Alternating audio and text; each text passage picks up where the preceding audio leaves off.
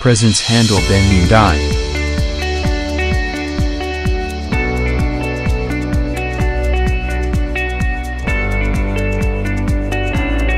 First process rod cutting. We are manufacturer and exporter of all types of scaffolding dies.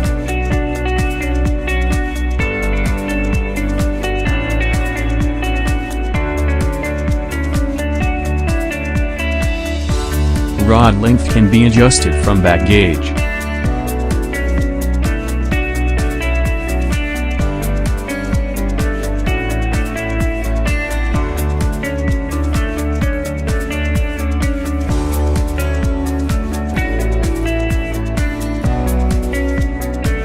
Second process rod bending.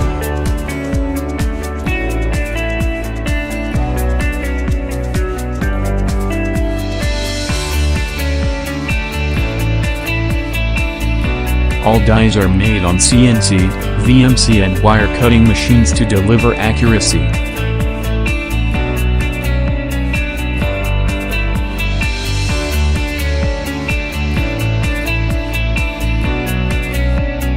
This type of handle is used in acro-type prop nut.